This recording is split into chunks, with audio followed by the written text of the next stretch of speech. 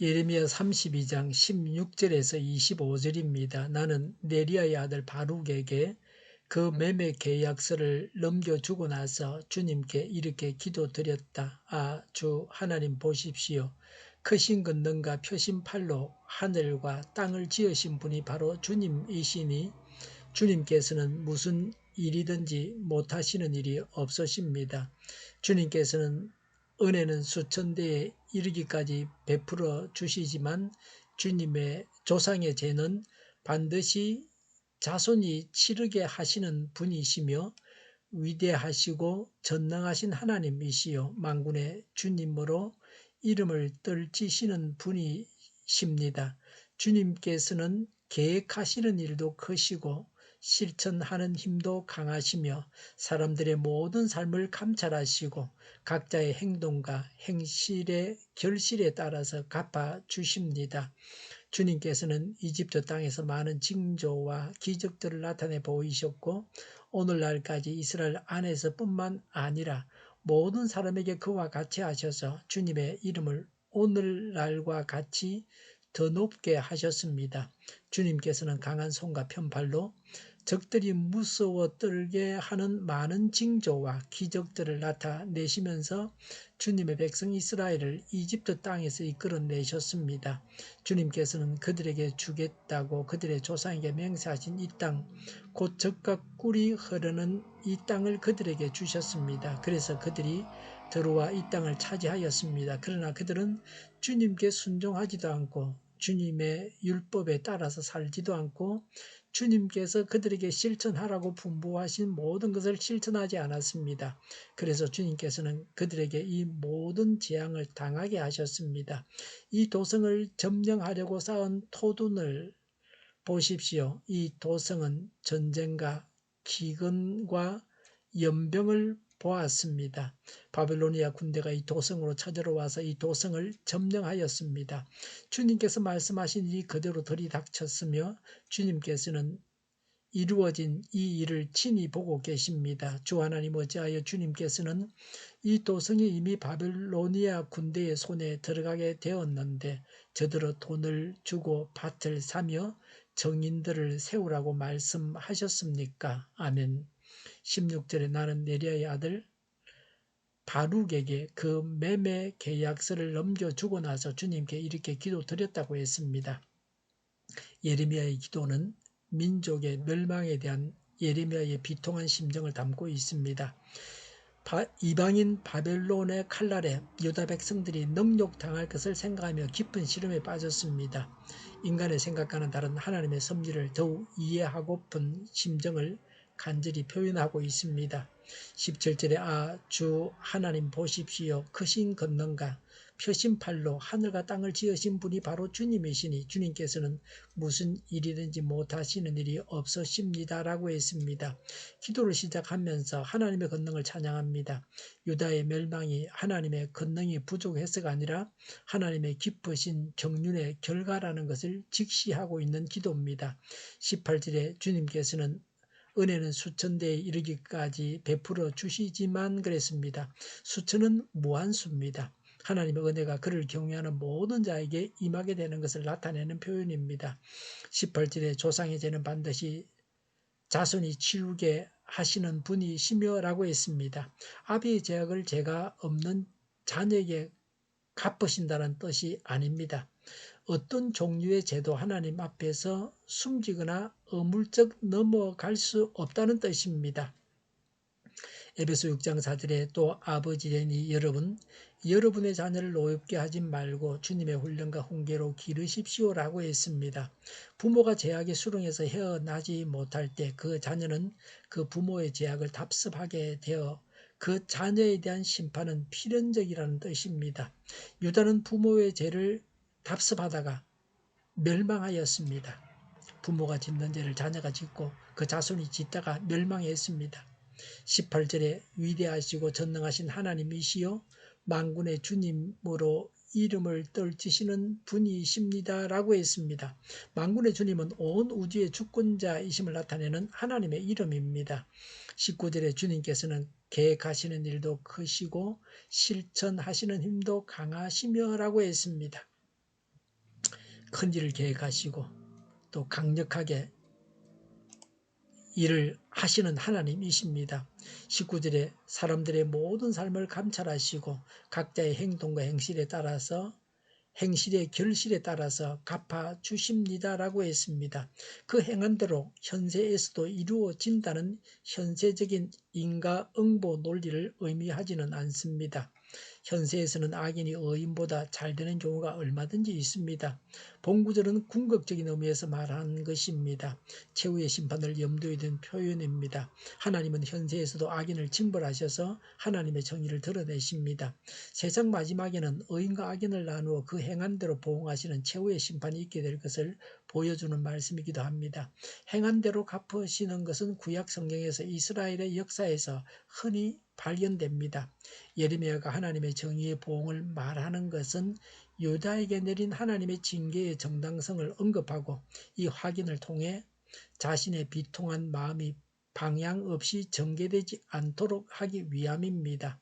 20절에 주님께서는 이집트 땅에서 많은 징조와 기적들을 나타내 보이셨고 오늘날까지 이스라엘 안에서 뿐만 아니라 모든 사람에게 그와 같이 하셔서 주님의 이름을 오늘날과 같이 더 높게 하셨습니다라고 했습니다. 하나님께서 역사의 주가 되심을 고백합니다. 하나님은 기적을 행하셔서 역사의 주권자이심을 드러내셨습니다. 하나님께서 역사를 주관하시고 하나님의 뜻대로 행하신다 하는 것입니다. 유다의 멸망이 그들의 죄에 대한 역사의 주권자이신 하나님의 심판의 결과이기 때문에 하나님께서 유다의 재앙을 내리신 데 대해서 불평하는 것은 전혀 부당하다는 의미를 내포하고 있습니다. 21절에 주님께서는 강한 손과 편팔로 적들이 무서워 떨게 하는 많은 징조와 기적들을 나타내시며 주님의 백성 이스라엘을 이집트 땅에서 이끌어내셨습니다라고 했습니다. 출이집트를 회고하고 있습니다. 이스라엘 백성들에게 하나님께서 크신 권능을 드러내어 천지의 주권자이심을 확인시켜주는 중요한 구속사적 사건이었습니다. 22절에 주님께서는 그들에게 주겠다고 그들의 조상에게 맹세하신 이 땅, 곧 젖과 꿀이 흐르는 이 땅을 그들에게 주셨습니다라고 했습니다. 하나님께서 이스라엘 백성들의 출이집트의 목적지인 가나안 땅을 주신 것을 회고합니다. 하나님의 보호와 인도 가운데 가나안 땅에 가게 되고 그 땅을 차지하였습니다. 23절에 그래서 그들이 들어와 이 땅을 차지하였습니다. 그러나 그들은 주님께 순종하지도 않고 주님의 율법에 따라서 살지도 않고 주님께서 그들에게 실천하라고 분부하신 모든 것을 실천하지 않았습니다라고 했습니다. 하나님께서 은총을 베푸셨는데도 이스라엘은 배은망덕했습니다. 이스라엘의 불순종을 삼중적으로 강조하고 있습니다. 우리는 말씀을 묵상하기를 즐거워하고 말씀대로 살려고 애쓰고 있습니까? 23절에 그래서 주님께서는 그들에게 이 모든 재앙을 당하게 하셨습니다라고 했습니다. 하나님께서 징계하셨습니다. 24절에 이 도성을 점령하려고 쌓은 토둔을 보십시오. 이 도성은 전쟁과 기근과 연병을 보았습니다. 바벨론 군대가 이 도성으로 쳐들어와서 이 도성을 점령하였습니다. 주님께서 말씀하신 일이 그대로 들이닥쳤으며 주님께서는 이루어진 이 일을 친히 보고 계십니다라고 했습니다. 토두는 공격하는 군대가 성을 함락시키기 위해서 성보다 높게 성 주위에 쌓아 올린 흙벽입니다. 바빌론이 예루살렘 성을 포위하여 함락시키는 일련의 모든 진행이 하나님의 뜻 가운데 있음을 보여주는 말씀입니다. 25절에 주 하나님 어찌하여 주님께서는 이 도성이 이미 바빌로니아 군대 손에 들어가게 되었는데 저들어 돈을 주고 밭을 사며 정인들을 세우라고 말씀하셨습니까? 라고 했습니다.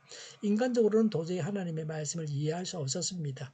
예레미야는 받아들일 수 없는 하나님의 말씀에 순종했습니다.